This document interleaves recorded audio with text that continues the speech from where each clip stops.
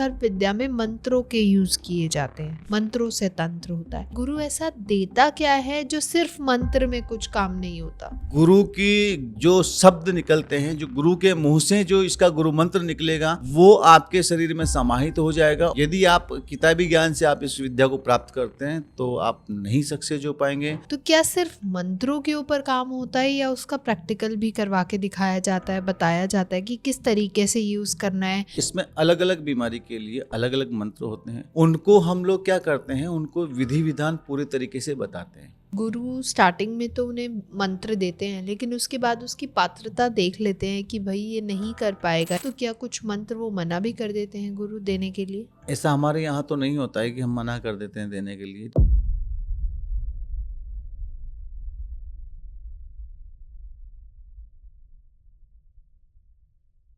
नमस्कार और स्वागत है आपका फिर एक नए पॉडकास्ट के साथ, जहां हम बात करते हैं तंत्र की, मंत्र की और बहुत सारी विद्याओं की। आज का जो टॉपिक है वो बहुत ज़्यादा खास है, क्योंकि पिछले टॉपिक में हमने जाना या पिछले पॉडकास्ट में हमने बातचीत करी थी सर्व विद्या के बारे में, कि वो क्या होती है, किस प्रकार से काम आती है और क्या क्या काम हम उनसे कर सकते हैं। लेकिन उस पॉडकास्ट को सुनने के बाद आपके मन में बहुत सारे ऐसे विचार थे कि जब मंत्र हमें यूट्यूब या सोशल मीडिया से मिल जाते हैं, हमें विधियां मिल जाती हैं, हमें किताबों में सब कुछ ज्ञान है, लेकिन फिर भी गुरु की क्या अहमियत है, गुरु क्यों चाहिए? तो बहुत सारे लोगों ने हमें कमेंट किया, बहुत सारे क्वेश्चन थे आप लोगों के। आज उन्हीं सवालों को लेकर हम वापस से जुड़े हैं सिद्धेश्वर सरकार जी के साथ। तो चलिए बातचीत शुरू करते हैं और जानते हैं आपके सारे सवालों के जवाब। वेलकम सर, कैसे हैं आप? सीताराम, बढ़िया, फर्स्ट क्लास। सीताराम।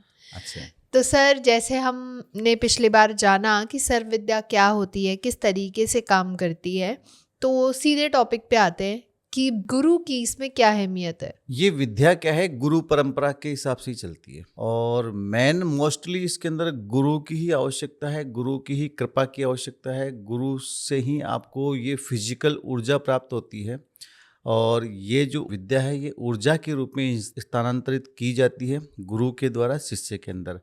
तो गुरु अपने हाथों से उसके हाथों में हाथ पकड़ के फिर उसको ऊर्जा प्रदान करता है गुरु मंत्र के द्वारा, जिससे कि गुरु की जो ऊर्जा होती है वो उसके शरीर में विद्यमान जो ऊर्जा है उससे टच करके और उसके शरीर में समाहित हो जाती है, जिसके द्वारा ही ये सारे मंत्र चलते हैं। और यदि हम गुरु से अगर फिजिकल दीक्षा या गुरु के आमने सामने बैठकर नहीं लेंगे तो आपके मंत्र नहीं चलेंगे, आपका मंत्र काम नहीं करेंगे। हाँ, यदि आप एक इसका और एक थोड़ा सा हटके एक इसका मतलब सिस्टम है जिसके द्वारा हम इसको ऑनलाइन भी प्रोवाइड करवाते हैं, ठीक है ना। ऑनलाइन का अलग सिस्टम होता है, वो भी हम करते हैं। बट अगर आप ऑफलाइन आते हैं तो आपको गुरु की 101% आवश्यकता होगी। बिना गुरु के ना तो आप इस विद्या को चला सकते हो, ना इस विद्या का गुरु मंत्र आपका काम करेगा, ना ही इस विद्या के मंत्र आपके काम करेंगे। जब मंत्र हमें सोशल मीडिया पे, किताबों पे अवेलेबल हैं, सब कुछ तो गिवन है सर हर जगह, तो फिर क्या गुरु की अहमियत है? जब तक वही बात आ गई ना कि जब तक गुरु आपको जब तक फिजिकल मंत्र दीक्षा नहीं देगा, जो अच्छा। सर्प विद्या का प्रॉपर एक मंत्र होता है। जैसे कि तंत्र में भी बहुत सारे गुरु मंत्र होते हैं, दीक्षा जब देते हैं गुरु तो गुरु मंत्र उनका एक अलग से प्रोवाइड करवाते हैं। उसी प्रकार सर्प विद्या का एक अलग से गुरु मंत्र है। ये एक इतनी चमत्कारी विद्या है जो कि अपने साक्षात गुरु के द्वारा बैठकर गुरु मंत्र लेने पर ही ये चलती है। अन्यथा अगर आप बिना गुरु की दीक्षा मतलब लेते हैं तो नहीं इसका पॉसिबल हो पाएगा। बट हाँ, ये है कि यदि किसी ने गुरु नहीं बनाया हुआ है तो भी ये दीक्षा ले सकता है, तो भी विद्या ले सकता है। अच्छा। हाँ, जिसका कोई गुरु नहीं है, क्योंकि ये प्रॉपर ऐसा नहीं कि इसके अंदर एक दीक्षा मिल गई तो जीवन भर आपको उस गुरु का पालन करना, ऐसा कुछ नहीं है। केवल ये विद्या लेने के लिए एक गुरु के द्वारा ही ये विद्या प्रोवाइड की जाती है, इसलिए आप इस विद्या को किसी गुरु के द्वारा ही ग्रहण कर सकते हैं। बिना गुरु के ये विद्या ग्रहण नहीं की जा सकती है। तो आपने दीक्षा ली हुई है या नहीं ली हुई है उससे कोई फर्क नहीं पड़ रहा है। जो तंत्र की दीक्षा होती है, लोग पूछते हैं, यही सवाल मेरे पास आते हैं कि गुरुजी मैं तो कहीं से दीक्षित नहीं हूँ, तो क्या मैं सर्प विद्या ले सकता हूँ? तो ऐसे लोग जो गृहस्थी हैं, गृहस्थ के अंदर रह रहे हैं ऐसे लोग जिन्होंने कभी किसी गुरु से दीक्षा नहीं ली है, ऐसे लोग जो दीक्षित हैं वो भी, और जो नहीं दीक्षित हैं वो भी, सभी प्रकार के सभी तरह के लोग जो एक नॉर्मल वे से लेकर अच्छे क्लास के तंत्र तक जा चुके हैं, वो सभी इस सर्प विद्या को ले सकते हैं। तो जैसा कि अभी हम बात कर रहे थे कि मंत्रों का उच्चारण होता है, बेसिकली हमने पिछले पॉडकास्ट में भी यही जाना कि सर्प विद्या में मंत्रों के यूज किए जाते हैं, मंत्रों से तंत्र होता है। तो बेसिकली अगर मैं जानना चाहूँ कि गुरु ऐसा देता क्या है जो सिर्फ मंत्र में कुछ काम नहीं होता? गुरु की वाणी ही सब कुछ होती है। अच्छा। गुरु की जो शब्द निकलते हैं, जो गुरु के मुंह से जो इसका गुरु मंत्र निकलेगा, वो आपके शरीर में समाहित हो जाएगा, और वही गुरु मंत्र आपको आगे चल के इस सर्प विद्या का एक जैसे को बोलते हैं इंजन, जो ट्रेन होती है ना, ट्रेन में एक इंजन होता है, पीछे डिब्बे होते हैं, तो वो गुरु मंत्र ही इस सर्प विद्या की ट्रेन रूपी मंत्रों को चलाने के लिए एक ऊर्जा प्रदान करने वाला इंजन होता है। और वो गुरु के माध्यम से यदि आप लेंगे तो ही आप सक्सेस हो पाएंगे। यदि आप किताबी ज्ञान से आप इस विद्या को प्राप्त करते हैं तो आप नहीं सक्सेस हो पाएंगे। आपको गुरु इसके अंदर धारण करना ही पड़ेगा। आप जो सर्प विद्या लेंगे उसका आपको एक गुरु के द्वारा ही सर्प विद्या आपको लेनी पड़ेगी। तंत्र गुरु अलग हो गया, वो मैटर अलग है। तंत्र की दीक्षा ली जाती है जिसके द्वारा साधनाएं करते हैं हम, आप साक्षात्कार करते हैं, शक्तियों की साधनाएं करते हैं, कीलन जाप करते हैं, सुरक्षा घेरे का जाप करते हैं, कवच के जाप करते हैं, और भी कई तंत्र के अंदर टोने टोटके वगैरह होते हैं। उनके लिए गुरु अलग होता है, वो दीक्षा अलग हो गई, उससे हमें कोई मतलब नहीं है। हमें यहाँ पर सर्प विद्या की बात कर रहे हैं। सर्प विद्या को मैं फिर बोलूँगा कि वो व्यक्ति भी ले सकता है जिसने गुरु बनाया हुआ है, वो भी ले सकता है, नहीं बनाया हुआ है वो भी ले सकता है। एक फ्रेशर कोई अगर बंदा है, वो फ्रेशर बंदा भी ले सकता है, जिसको तंत्र का तय भी मालूम नहीं है, वो भी इस दीक्षा को ले सकता है। उसको हम समझाते हैं, उससे करवाते हैं, कैसे करना है कैसे नहीं करना है, सारा सिस्टम उसको बताते हैं। एक गुप्त इसका विधान होता है, उस गुप्त विधान के द्वारा उसके जो सारे मंत्र हैं वो सारे मंत्र सिद्ध करवाए जाते हैं। गुरु मंत्र के द्वारा उनको चलाया जाता है, और जो मंत्र होते हैं नॉर्मल, उनके प्रैक्टिकल उनको करवाए जाते हैं। तो जैसे अभी आपने कहा कि तंत्र वाला जो गुरु दीक्षा होती है वो बिल्कुल अलग है, लेकिन सर्प विद्या है तो पार्ट तंत्र का ही ना, तो ये कैसे अलग हुई? सर्प विद्या एक ऐसा सिस्टम हमारे गुरुओं ने निकाला है जो कि आगे से चला हुआ आ रहा है, हमारे गुरु परंपरा के थ्रू चला हुआ आ रहा है। ये तंत्र के अंदर नहीं है, ये तंत्र से अलग है। जो ग्रामीण विद्याएं होती थी, जो कि चुटकी मात्र से चलने लग जाती थी। पहले जिन ऐसे होते थे, आपने सुना होगा वो अलादीन का जिन जो रगड़ते हैं स्टार, क्या हुक्म है मेरे आका, ऐसा बोलने लग जाता था। आप देखा टीवी के अंदर देखा होगा जी। तो वो तंत्र अलग हो गया, और ये जो विद्याएं हैं ये गूढ़ विद्याएं हैं, जो गुप्त विद्याएं हैं, जो मयंक से चली हुई आ रही हैं। चमत्कारी जो गुवाहाटी साइड में, जो आसाम में जो तंत्र चलता था, जो चमत्कारी तंत्र होते थे, जिसके अंदर हम कहते हैं कि कबूतर बना देते थे, कुछ बकरा बना के रख लेते थे घर के अंदर, ऐसे गधा बना के रख लेते थे, वो वाली विद्याएं ये हैं। तो ये गुरु माध्यम से चली आ रही है, गुरु परंपरा के थ्रू ही चली आ रही है, और गुरु ही इसको आगे बढ़ाता रहेगा।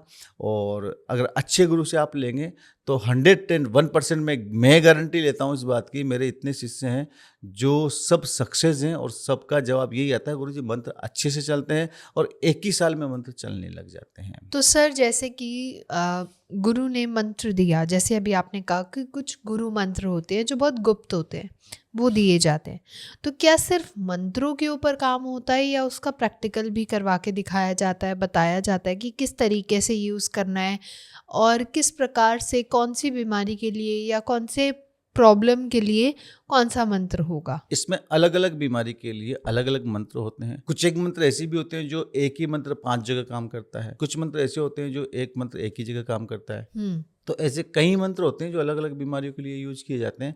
उनको हम लोग क्या करते हैं, उनको विधि विधान पूरे तरीके से बताते हैं। अच्छा। जब लोग हमारे पास आते हैं, शिविर में जब आएंगे, तो उनको सारा विधान हम बताएंगे कि इन मंत्रों का, ये जो 50 या 20 मंत्र हैं, इन मंत्रों का इस टाइप से विधान होगा, इसको ऐसे करना है। हम हर साल यही चीज़ बताते हैं, और जितने बंदे हमारे पास आते हैं सबको एक ही बार में बता देते हैं, क्योंकि व्हाट्सएप पे इतना टाइप करके सारा वो मतलब विधि विधान लिखना कम से कम बहुत लंबा हो जाता है वो, ठीक है ना। तो हम उनको यहाँ एक बार नहीं 5 बार बता देते हैं। बट कुछ लोग होते हैं जिनको समझ में नहीं आता, तो फिर उनको हम फ़ोन करके फिर समझाते हैं कि हाँ नहीं, तुम ऐसा नहीं, ऐसा करना है, इस टाइप से मंत्र चलाना है। तो सारी चीज़ें हम यहाँ प्रैक्टिकल करके बताते हैं। अगर उनको मंत्र कुछ याद होते हैं तो प्रैक्टिकल करके बताते हैं। अभी हमारा यूट्यूब चैनल जो मेरा है उसके ऊपर हम हमारे जो इनके अनुभव हैं, जो शिष्यों के अनुभव हैं, अनुभव हम दे रहे हैं, वो अनुभव अगर आप देखेंगे तो उसमें आपको लगेगा कि हाँ वास्तव में ये विद्या चलती है और काम करती है। तो अगर मैं इसका ओवरऑल उद्देश्य मानूं कि गुरु का इसमें क्या महत्व है, गुरु दीक्षा देना, मंत्र देना, या फिर गुरु अपने एक साधक का पूरा मार्गदर्शन करता है कि किस तरीके से वो एक व्यक्ति जन कल्याण के लिए, जन सेवा में वो उन मंत्रों का इस्तेमाल कर सकता है, प्रयोग कर सकता है। इसमें क्या है, गुरु का महत्व आपको गुरु मंत्र देने से लेकर जब तक आपकी विद्या कंप्लीट नहीं हो जाती है तब तक के लिए पूरा गुरु का महत्व होता है। गुरु ही आपको मार्गदर्शन करेगा कि कैसे तो आपको मंत्र चलाना है, कैसे आपको मंत्र बोलना है, कैसे आपको मंत्र याद करना है, वो सारी चीज़ें गुरु ही सिखाएगा। प्रॉपर तो अगर बिना गुरु के आप करते हैं तो इट नॉट पॉसिबल कि आप कर सकते हैं। बिना गुरु के आप इस विद्या को अर्जित नहीं कर सकते। आपको मतलब सर्प विद्या के लिए जिसके पास आप सर्प विद्या सीखने जा रहे हैं उसको आप गुरु बनाना ही पड़ेगा। अब ये आपको देखना है कि आपका गुरु कैसा होना चाहिए। आज ये सर्प विद्या को बहुत से लोगों ने, अब मैं नाम नहीं लेना चाहता, बट बहुत से लोग ऐसे हैं जिन्होंने केवल पैसा कमाने का सिस्टम देख लिया कि अरे ठीक है, उसने क्या करते हैं कि 1 साल की विद्या ली। यदि इसमें सिस्टम है एक, यदि आप अपना अखाड़ा लगाना अखाड़ा मतलब समझते हैं कि आप अपना शिविर लगाना चाहते हैं स्वयं का, मतलब आप गुरु बन के यदि आप इस विद्या को बांटना चाहते हैं तो उसके लिए आपको कम से कम 3 साल तक ये विद्या लगातार लेना अनिवार्य है। अच्छा। यदि आप गुरु बनकर आप इस विद्या को सिखाना चाहते हैं, दूसरों को देना चाहते हैं और आप खुद अपना एक शिविर अलग से लगाना चाहते हैं, उसके लिए 3 साल की विद्या लेना अनिवार्य है। यदि आपने 3 साल की विद्या नहीं ली है, आप ऐसे गुरु के पास या ऐसे बंदे के पास आप सीखने जा रहे हैं जिसने 1 ही साल की विद्या ली है और उसके बाद में वो उसने केवल पैसे अर्जित करने के लिए अखाड़ा लगाना, शिविर लगाना शुरू कर दिया है, तो आप ये हमारे जो बंदे हैं वो हमारा जो पॉडकास्ट देख रहे हैं उनको मैं यही कहना चाहूँगा कि आप पहले गुरु को देखें, परखें, उसके आसपास के लोगों से या उस जहाँ से वो दीक्षित है वहाँ बात करें। आप उनसे पूछिए कि आपका गुरु कौन है, आपने कहाँ से सर्व विद्या ली है, तो वो जो भी गुरु का नाम बताते हैं उनका आप कॉन्टेक्ट नंबर दीजिए, उसमें कोई दिक्कत नहीं है। अगर आप अच्छी जगह से दीक्षित है और आप अगर वास्तव में आपने सर्व विद्या 3 साल ली है तो आपको देने में कोई प्रॉब्लम नहीं होना चाहिए। जैसे मैं देता हूँ लोगों को, मैं बोलता हूँ और मतलब कहते हैं कि भरी सभा में बोलता हूँ कि हरेश गुरु जी से मैंने दीक्षा ली है और कम से कम 4 साल तक मैंने सर्व विद्या की दीक्षा ली है, तब जाके मैंने अखाड़ा लगाना शुरू किया है। ठीक है ना। 2015 से उनके पास गया था, 2019 तक मैं उनके पास गया हूँ 4 साल तक सीखने के लिए, उसके बाद मैंने अखाड़ा लगाना शुरू किया है। तो ऐसे गुरु का आप थोड़ा सा ध्यान रखें, क्योंकि यहाँ पर आज YouTube पे मैं देख रहा हूँ कम से कम 50 तो दिन भर के अंदर पोस्ट आ जाती है। कोई नाग विद्या करके बोल रहा है, कोई कौन सी विद्या बोल रहा है, कोई कल्प विद्या बोल रहा है, कोई बंजारी विद्या बोल रहा है, कोई आसाम का मयोंग जादू बोल रहा है, मतलब कुछ ना कुछ नाम चेंज करके उस विद्या को लोग दे रहे हैं। बट इसका नॉर्मल जो मेन नाम है वो हमारे हरेश गुरु जी ने सर्प विद्या नाम लिखा है और हमें भी सर्प विद्या के नाम से ही इसको दिया है और आज हम सर्प विद्या के नाम से ही दे रहे हैं। तो ऐसे व्यक्तियों का, ऐसे गुरुओं का आप ध्यान रखें कि वो हो सकता है कि केवल पैसा अर्जित करने के लिए आपको लुभावने, जैसे कि इनाम वगैरह कि आपको फर्स्ट साल ये इनाम दिया जाएगा, सेकंड साल ये चीज़ आपको साथ में दी जाएगी, वैसे लुभावने प्रलोभन दे के आपको बुला रहे हों, तो वहाँ का आप थोड़ा सा ध्यान रखें कि आपका गुरु जो हो, जिससे आप दीक्षा लेने जा रहे हो सर्प विद्या की, वो कम से कम 3 साल लिया हुआ होना। हाँ, यदि आप केवल इलाज करने के लिए सीख रहे हो कि गुरुजी मुझे तो केवल इलाज करना है, मुझे दीक्षा उक्षा कहीं देनी नहीं है, मुझे कोई किसी को सिखाना नहीं है, मुझे केवल इलाज करना है, उसके लिए हम कहते हैं कि 1 साल की विद्या बहुत है। अच्छा। उसके लिए आप 1 साल अपना जो विशेष प्रोसीजर है वो प्रोसीजर फॉलो कीजिए। आपके जो मंत्र हैं उनको याद कीजिए। जैसे जैसे आपके मंत्र याद होते जाएंगे वैसे वैसे आपके मंत्र स्टार्ट हो जाएंगे और आपका मंत्र काम करना स्टार्ट हो जाएंगे। उसके लिए वो मैं नहीं कहता, देखो वो अपना अपना सिस्टम है, कोई कैसे करता है कोई, बट मैं नहीं कहता उसके लिए हम 3 साल बुलाएंगे उसको, 3 साल तक उससे पैसा लेंगे, वो नहीं। हाँ, ये है कि अगर आपको गुरु गद्दी लगाना चाहते हैं, आप खुद भी इसको विद्या को आगे देना चाहते हैं, अपना शिविर लगाना चाहते हैं, उसके लिए आपको 3 साल लेना है। और बस ऐसे गुरु का ध्यान रखें जिन्होंने 1 साल ली और वो केवल पैसा कमाने के लिए कर रहा हो, तो यही चीज़ें सब सामने आती हैं और कुछ नहीं है। इनको ध्यान रखना चाहिए अपने को। तो सर अभी हम बात कर रहे थे कि शिष्य क्या पात्रता देखता है या शिष्य अपने गुरु में क्या देखता है। अब हम बात करते हैं कि गुरु शिष्य में क्या देखता है। क्या कोई ऐसी पात्रता होती है जो निर्धारित की जाती है गुरु के द्वारा कि ये इंसान या ये जो साधक मेरे सामने बैठा है ये सर्प विद्या लेने योग्य है भी या नहीं? इसमें सर्प विद्या में वैसे कोई पात्रता नहीं देखी जाती है। ऐसी कोई पात्रता नहीं है कि जो हमें देखना चाहिए। ये है कि उसको लिखना और पढ़ना आना चाहिए और वो अनुशासन में रहने वाला व्यक्ति होना चाहिए और कम से कम ऐसा व्यक्ति, ऐसा बंदा जो कम से कम 36 घंटे व्रत रह सके, जिसमें खाना और पानी सब कुछ बंद रहेगा। ऐसा व्यक्ति, ऐसा बंदा हो जो 36 घंटे फास्ट व्रत कर सके, वो पात्रता होती है। वैसे कोई विशेष कोई पात्रता नहीं है कि नहीं आपको 2 घंटे बैठना है या 5 घंटे बैठे रहना है या आपको ऐसा करना है वैसा करना है। ऐसी कोई बड़ी पात्रता नहीं है। फ्रेशर व्यक्ति भी ले सकता है। मैंने अभी बताया आपको कि जिसको तंत्र का त भी नहीं है मालूम है, वो भी इस विद्या को ले सकता है, बशर्ते बस आप गुरु का ध्यान रखें। गुरु अच्छा होना चाहिए। क्या सर्प विद्या कोई दी जाती है तो क्या सारे जो मंत्र जाप होते हैं वो एक ही बारी में दिए जाते हैं या वो धीरे धीरे दिए जाते हैं? हमारे यहाँ का जो हमारे आश्रम का सिस्टम है कि अगले साल कौन आ रहा है कौन नहीं आ रहा है, वो एक अलग मैटर हो गया है ना। अगले साल पता नहीं कि मैं हूँ या नहीं हूँ, ऐसा भी कुछ कोई पता नहीं है, ठीक है ना।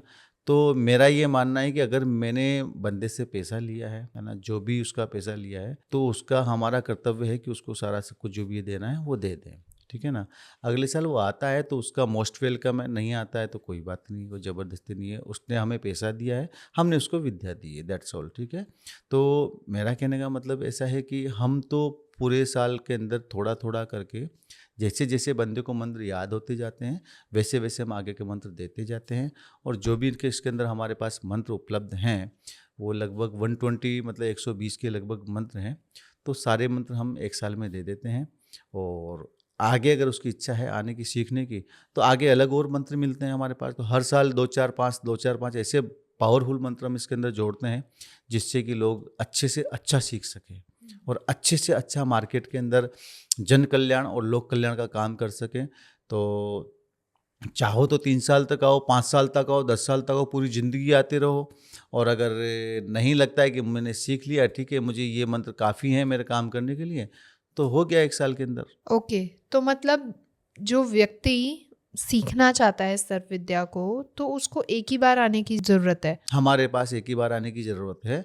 अगर वो गद्दी लगाना चाहता है, खुद दीक्षा देना चाहता है, सर्प विद्या की शिविर लगाना चाहता है, तो उसको 3 साल आने की ज़रूरत है। तो क्या ऐसा भी कभी होता है कि गुरु स्टार्टिंग में तो उन्हें मंत्र देते हैं लेकिन उसके बाद उसकी पात्रता देख लेते हैं कि भाई ये नहीं कर पाएगा, ये इतना नहीं ये ऊर्जा को संभाल सकता या मंत्र नहीं काम करेंगे जिस उद्देश्य से वो करना चाहता है, तो क्या कुछ मंत्र वो मना भी कर देते हैं गुरु देने के लिए? ऐसा हमारे यहाँ तो नहीं होता है कि हम मना कर देते हैं देने के लिए। यदि हमें लगता है कि इसके अंदर ऐसा पावर नहीं है कि इस मंत्र को यूज ले सके या यूज कर सके, तो हम उससे पूछ लेते हैं कि भाई देख कैसा है, ये सिस्टम है, दिख रहा है हमें, अब तेरी इच्छा है बता। क्योंकि हमने तो जो तुमसे जो कि वादा किया है वो निभाना पड़ेगा, ठीक है। तो हमने तो जो किया है कमिटमेंट वो हम पूरा करेंगे, ठीक है। बट उससे हम पूछते भी हैं, बात भी करते हैं। और फिर ऐसा भी होता है कभी कभी कि जैसे मान लो बहुत से उग्र साधक भी हमारे पास आ जाते हैं जो अति उग्र होते हैं हर काम के अंदर, कि तुरंत मतलब कुछ ना कुछ गड़बड़ करने का सोचते हैं। तो वैसे लोगों को हम फिर जो अच्छे जो उग्र मंत्र होते हैं, जैसे कि मारण वाले जो भी मंत्र हो गए या फिर मतलब जो विद्वेषण वाले मंत्र हो गए, जो भारी मंत्र होते हैं, फिर वो हम नहीं देते हैं उस ऐसे बंदों को जो हमें लगे कि यार ये थोड़ा सा ज़्यादा मतलब उग्र है। फिर क्योंकि हमें इस विद्या के द्वारा दुनिया का लोक कल्याण और जन कल्याण करना है। इसी उद्देश्य से हम इस विद्या को आगे देते हैं और इसी उद्देश्य से आगे देते रहेंगे। यदि हमें लगे कि यार ये हानि पहुंचाने वाला है, और हानि भी हाँ एक उसकी भी एक सीमा होती है, एक लाइन ऑफ कंट्रोल होती है कि हाँ मैं यहाँ तक गुरुजी कंट्रोल कर सकता हूँ, इसके बाद यदि इसने कुछ किया तो मैं करूँगा कुछ ना कुछ। तो अगर किसी के पास कंट्रोल नहीं है तो फिर उसको हम नहीं देते हैं। तो जैसे गुरु परंपरा है या कि मंत्र देते हैं गुरु सर्व विद्या के, तो क्या कभी ऐसा भी होता है कि कुछ मंत्र गुरु अपने पास रख लेता है, वो पूरे नहीं देता, कि उन्हें पता है, जैसे अभी आपने कहा कि वो किसी का अहित ना करते। ऐसी कुछ ऐसे हानिकारक मंत्र होते हैं जो हर किसी के लिए नहीं बने, तो क्या गुरु ये भी देखते हैं कि ये इंसान को देने चाहिए भी या नहीं? बिल्कुल, ऐसे भी बहुत पावरफुल मंत्र होते हैं, ऐसे मंत्र भी हैं हमारे पास जो करंट की तरह काम करते हैं। जैसे कि बिजली का करंट, इधर आपने स्विच ऑन किया, उधर बिजली चालू। तो ऐसे मंत्र भी होते हैं जो पावरफुल, तुरंत काम करने वाले होते हैं, इंस्टेंट रिजल्ट देने वाले होते हैं। उनको हम रखते हैं हमारे पास में, ठीक है ना। क्योंकि बहुत से वो होता है ना कि मतलब कभी कभी शिष्य भी कुछ गलत कर जाते हैं। एग्जैक्टली वो लगता है ना कि शिष्य कब पलट जाए कुछ नहीं पता तो चलता। ऐसे लोगों के लिए हम वो दवा रखते हैं, वो फिर दवा घोल के पानी में उसको पिला देते हैं, फिर दैट्स ऑल, उसका काम हो जाता है। वो दोबारा फिर कभी कुछ कर नहीं पाता है, ना तो उसकी ज़िंदगी में काम कर पाता है, ना वो तंत्र में कर पाता है, ना वो किसी के खिलाफ कर पाता है, ठीक है ना। तो वो चीज़ें तो रखते हैं। हालांकि देखो, गुरु पूरे गुण नहीं सिखाएगा कभी भी, ठीक है ना। क्योंकि गुरु ने अगर पूरे गुण सिखा दिए तो फिर गुरु के पास कुछ नहीं रहेगा। जैसे एक छोटी सी कहानी मैं सुना दूं आपको, है ना। आपने बिल्ली, तो बिल्ली होती है, तो जो शेर होता है, लोइन, शेर बिल्ली के पास पहुंचता है और शेर ने बिल्ली से पूछा कि यार तुम इतना जल्दी शिकार कर लेते हो, इतना पावरफुल तुम्हारे अंदर है कि मतलब चूहा तो तुमसे बहुत तेज दौड़ता है बट तुम उसको भी पकड़ लेते हो, ऐसा क्या पावर है? खरगोश को भी तुम दबोच लेते हो, तो क्या पावर है? अब उसने बोला कि पावर है, ऐसा सिस्टम है हमारे पास में, हमें दादा परदादा नानी परनानी इनसे मिला हुआ है, पूरा हमें ट्रेनिंग देते हैं इस चीज़ की। तो शेर उससे बोलता है कि ये ट्रेनिंग अब मुझे भी चाहिए, तुम मुझे ट्रेनिंग दोगी इस चीज़ की कि कैसे शिकार किया जाता है। कि ठीक है।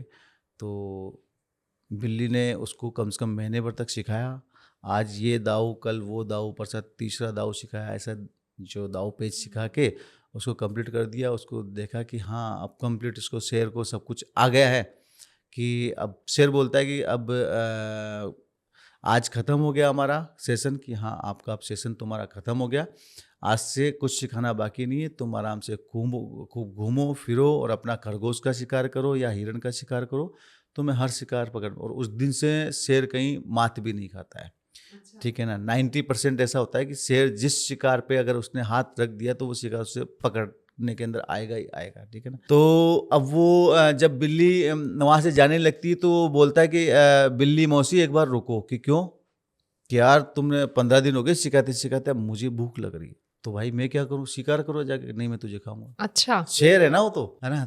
तो उसका माइंड चेंज हो गया, भूख लग रही है, मैं तो तुझे ही खाऊंगा, सबसे पहला शिकार तेरे ऊपर करूंगा। यार ये तो बात नहीं हुई थी कि नहीं यही बात है, मैं तो तुझे खाऊंगा, अब तू देख ले कैसे तुझे बचना है कैसे नहीं बचना है। जैसे ही शेर उसको पंजा पकड़ने की कोशिश करता है, वो बिल्ली तुरंत किस पे चढ़ जाती है? पेड़ पे। अब बिल्ली ने उसको पेड़ पे चढ़ना नहीं सिखाया था। आज भी शेर पेड़ पे नहीं चढ़ पाता है। जो मेन लोइन होगा, चीते वगैरह ये जो होता है ना, लेपर्ड वगैरह, ये चढ़ जाते हैं। मेन जो लोइन है ना, वो पेड़ पे नहीं चढ़ पाता। तो आज भी शेर पेड़ पे नहीं चढ़ पाता। उसको मतलब एक कहानी के थ्रू बता रहा हूँ कि बिल्ली ने उसको पूरे गुण सिखा दिए, एक गुण अपने पास रख लिया। क्यों? अपने बचाव के लिए। अगर वो गुण उसको दे देती तो फिर शायद बिल्ली खत्म हो चुकी होती जी। तो गुरु भी इसी प्रकार कुछ मंत्र ऐसे होते हैं जो बहुत पावरफुल होते हैं, और वो ना तो उनका कहीं उल्लेख करता है, ना किसी के सामने बताता है, ना किसी को देता है। अच्छा। बस वो अपने पास रखता है। हाँ, उसको लगे कि इस बंदे को मेरे पास में करीब आज 7-8 साल 10 साल 15 साल हो चुके हैं और वास्तव में मेरा विश्वास पात्र बंदा है और इसको ये मंत्र हमें देना चाहिए, उसको फिर हम वो मंत्र देते हैं। तो कभी ऐसी नौबत आई है कि आपने कुछ ऐसे गूढ़ मंत्र आपने अपने शिष्य को दिए? नहीं, अभी तक तो मैंने नहीं दिया। ऐसा कोई शिष्य मिला ही नहीं। अच्छा। ना, ऐसा नहीं मिला जैसा मिलना चाहिए। जो मतलब इतना उसके अंदर उस चीज़ को चलाने के लिए तलवार इतनी बड़ी देते हैं, लेकिन उसको पावर भी तो होना चाहिए ना। बिल्कुल सही। महाराणा प्रताप 50 किलो की तलवार रखते थे। अब उस 50, क्योंकि उठाना आज का आदमी 20 किलो की तलवार नहीं उठा सकता, तो 50 किलो की तलवार को उठा कर फिर चलाना। हाँ, तो हम तलवार दे दें बट उसके अंदर वो काबिलियत देखें कि चला सकता है कि नहीं चला सकता। उसमें भी चलाने में बहुत सी सिस्टम होते हैं, बहुत सी चीज़ें होती है, वो हम यहाँ ओपनली नहीं बोल सकते, तो इसलिए हम नहीं देते हैं चीज़ें। अच्छा। अभी तक तो हमने नहीं दिया है। तो सर अगर किसी को मंत्र मिल गया है तो क्या इसका मतलब ये है कि वो अपने आप स्वयं सिद्ध भी हो गया है या उसको सिद्ध करना पड़ता है? सर्प विद्या एक ऐसी चीज है जिसके अंदर आपने अगर एक दिन का जो हमारा समागम होता है, जो शिविर होता है, तो वो जैसे कि इस बार जो 2026 में लग रहा है वो 16 सितंबर को आना है और 17 को वहाँ रुकना है, 18 को शाम को 5 बजे बाद में हम फ्री करेंगे। तो ये लगभग 1.5 दिन का एक शिविर हो गया कि 16, 17 और 18 का। तो इसके अंदर एक विशेष अनुष्ठान करवाया जाता है उन बच्चों के द्वारा। हमारी ऊर्जा में से हम ऊर्जा स्थानांतरित करके एक जिसको बोलते हैं कि शक्तिपात दीक्षा, इस टाइप की दीक्षा होती है। उसके अंदर विशेष तरीके से वो दीक्षा होती है, उसके द्वारा सारी विद्या उनको मतलब स्थानांतरित कर दी जाती है। तो जैसे ही वो अनुष्ठान करके फ्री होते हैं, मैं तो कहता हूँ उसी दिन मंत्र चला के देख लो। अगर मेरे पास कोई बंदा रहा है, मैं मेरे बंदे की गारंटी ले सकता हूँ, मैं दुनिया की गारंटी नहीं ले सकता कौन कहाँ क्या कर रहा है, ठीक है ना। और मेरे गुरुजी की गारंटी ले सकता हूँ क्योंकि उनका भी मुझे अच्छा वो है। तो मैं कह सकता हूँ कि मेरे पास आने वाला बंदा उसी दिन मंत्र चला के देख ले, उसी दिन काम कर रहे। वो उसी दिन इलाज उतारा कर बिल्कुल सकता है। बिल्कुल, उतारा तो बाद में करेंगे, वहाँ पर तो नहीं कर सकते। बट अगर किसी का सिर दर्द कर रहा है ना, तुरंत वहीं सिर दर्द उसी बंदे से ख़त्म करवा दूंगा मैं। किसी का पेट दर्द करता है, जो हमारे पास टीम में आए हुए हैं, उन्हीं बंदों से ख़त्म करवा दूंगा मैं। तो इंस्टेंट इलाज, किसी को नज़र लगा हुआ है, कोई ऐसा कोई बंदा आ रहा है, वहीं ख़त्म करवा दूंगा। तो मैं तो कहता हूँ कि आज आपने सर्पविद्या ली है, कल आप इंस्टेंट रिजल्ट देखो, कल तुरंत मेरे सामने बैठ के प्रैक्टिकल करो, मेरी दी हुई विद्या है उसका। और आज भी बंदे कर रहे हैं। तो जब वो शिविर में आते हैं, मंत्र दीक्षा लेते हैं, शक्तिपात होता है, तो क्या अगर उसके बाद कोई इंसान उन मंत्रों का अभ्यास नहीं करता और बहुत टाइम तक नहीं करता, तो क्या तब भी वो मंत्र उतने ही प्रभावशाली होते हैं? देखो, इसमें क्या होता है कि घर पे जाने के बाद, देखिए अब आज हमने सर्पविद्या की दीक्षा ले ली, अब हमारा शिविर खत्म हो गया, अब हम घर पे जा रहे हैं। तो घर पे जाने के बाद कम से कम महीने में एक बार मंगलवार के दिन इसकी जो भी सिस्टम होता है उस सिस्टम से हवन करना होता है। 15 मिनट उस सिस्टम में लगते हैं, 10 से 15 मिनट का टाइम लगता है उसमें। 10 से 15 मिनट में वो हवन अपने को कंप्लीट कर देना। बस एक वो गुप्त हवन है, वो करना है आपको। चाहो तो हर मंगलवार करो, या डेली रोज आप बैठ के करो, या महीने में एक बार करो। अब आप महीने में एक बार भी नहीं करते हो तो देखो, अगर मतलब घर के अंदर अगर कोई मतलब कहते हैं कि अगर तलवार रखी है तो वो भी पड़े पड़े उसको भी जंग आ जाएगा जी। ठीक है ना। तो ये मंत्र हैं, ये तो जितना इनको एक्टिवेट रखोगे उतना वो एक्टिवेट रहेंगे। और यदि आप एक्टिवेट नहीं रखोगे तो वो अपने आप धीरे धीरे धीरे डलनेस उनमें आ जाएगी, काम करना बंद कर देंगे। अब ये नहीं कि आपने आज सर्वविद्या ले ली और आज के बाद में सब मंत्र चलेंगे, सब काम करेंगे, ऐसा नहीं होता। किसी भी चीज़ को एक्टिव रखने के लिए हमें प्रॉपर उसके ऊपर मेहनत करनी पड़ती है।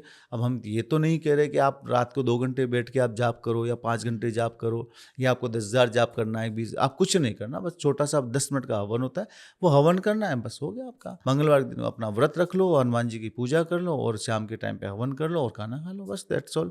इसके अलावा कुछ नहीं करना। ये भी आप महीने में कम से कम एक बार तो करो, अगर नहीं करोगे तो फिर तुम्हारी तुम जानो। तो जब कोई साधक या कोई शिष्य सीख लेता है सर्पविद्या को, तो उसके बाद उसके गुरु और शिष्य की क्या संबंध हो जाते हैं? क्या बदलता है कुछ? नहीं, ऐसा तो कुछ भी नहीं बदलता है। बदलता तो शिष्य है, जो हमने हमारी लाइफ में, तंत्र लाइफ में देखा है। गुरु कभी नहीं बदलता। गुरु को आपको आज के मेरे पास ऐसे ऐसे बंदों के फ़ोन आते हैं जो 3-3 4-4 साल बाद में फ़ोन आ रहे हैं, गुरुजी कैसे हैं आप, क्यों, उसको कुछ काम है तब फ़ोन आ रहा है, ठीक है ना। वैसे गुरु पूर्णिमा के दिन बंदा ये भी नहीं बोलता गुरुजी आपको गुरु पूर्णिमा की हार्दिक शुभकामनाएं।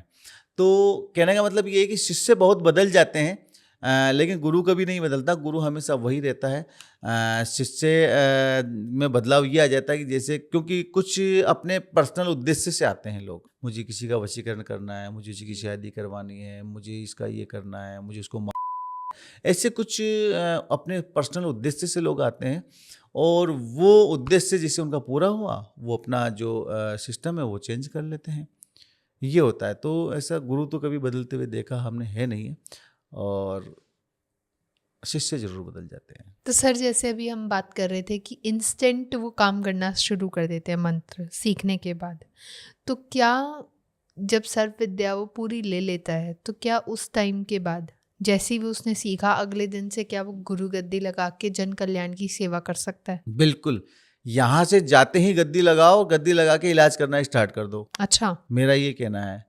अगर नहीं होता है तो मुझे कॉल करो, तुरंत मैं वहाँ पर जो भी रिजल्ट होगा यहाँ से मैं करूँगा, आपको समझाऊंगा कि कैसे करना है, आपको कैसे नहीं करना है। आप तो जैसे यहाँ से गए हो ना, आज आपने गुरु दीक्षा ली, आज आपने सर्प विद्या का शिविर अटेंड किया, कल आप से यहाँ से निकल गए, परसों जाके आप इलाज करना स्टार्ट कर दो, नहीं होता है तो मेरी गारंटी है, उस बात की मैं गारंटी लेता हूँ, होगा और 100% होगा।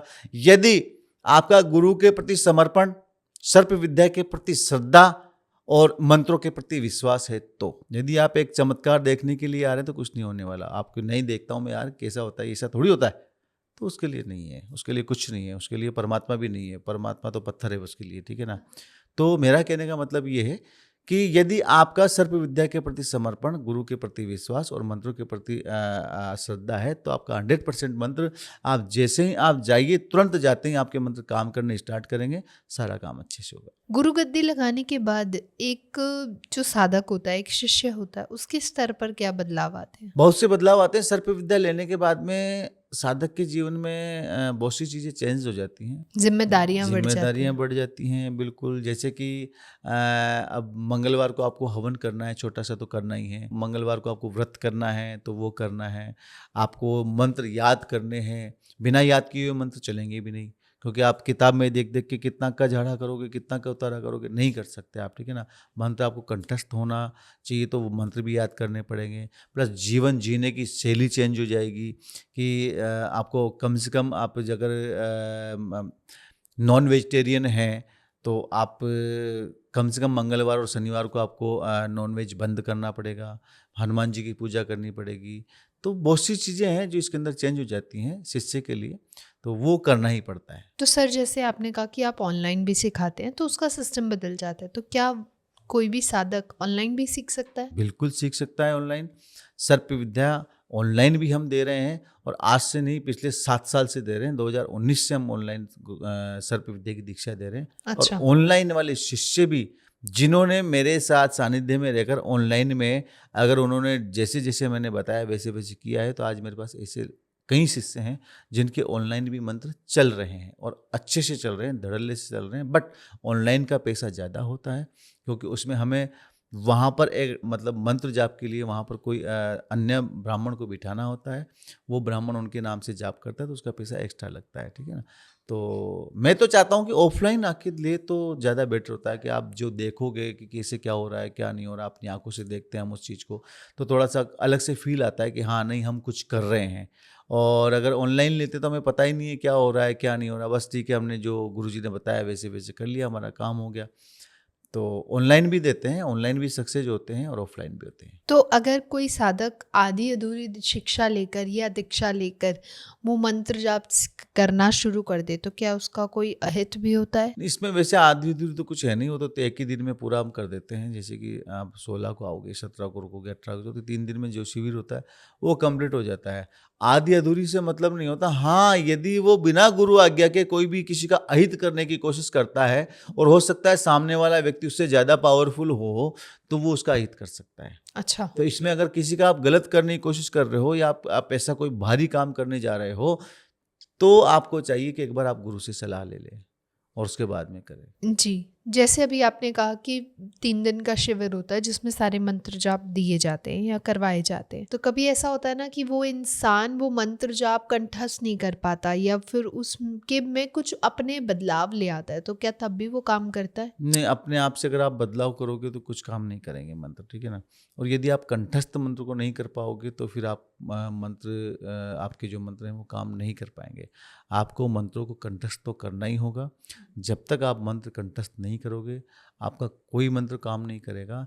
जैसे आपके मंत्र ने कंठस्थ आपने किया, आपके मंत्र काम करना स्टार्ट कर देंगे। तो अंत में मैं आपसे यही जानना चाहूँगी कि एक साधक को अपने मन से क्या क्या नहीं करना चाहिए इस विद्या के दौरान? इस विद्या के द्वारा जो भी, जिसको षटकर्म हम बोलते हैं, मारण, मोहन, वशीकरण, स्तंभन, उच्चाटन, विद्वेषण, इस टाइप के कर्म आप मत करो, है ना। आप अपने कर्म अच्छे करो, ठीक है ना, तो फल अच्छा मिलेगा।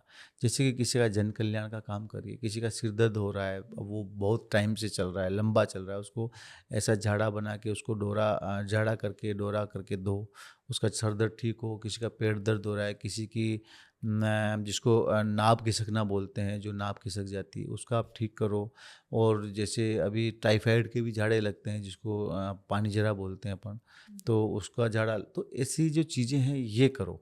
धर्म के काम करो, पुण्य के काम करो और लोक कल्याण जन कल्याण के काम करो, तो थोड़ा सा अच्छा आपका बेनिफिट भी होगा, आपका नाम भी होगा। कभी मारण मोहन करने वालों का नाम नहीं होता है, ठीक जी है ना, बिल्कुल। है ना। आज धीरेन्द्र शास्त्री का नाम है तो उसने मारण मोहन वशीकरण नहीं किया है, उसने दुनिया का लोक कल्याण जन कल्याण का काम किया है। आज पंडोकर धाम वालों का नाम है तो वो इसलिए नहीं है कि उन्होंने किसी का मारण किया है। आज हरेश गुरु जी का हमारे नाम है तो उन्होंने ऐसा नहीं किसी का मारण किया है या कुछ ऐसा किया है।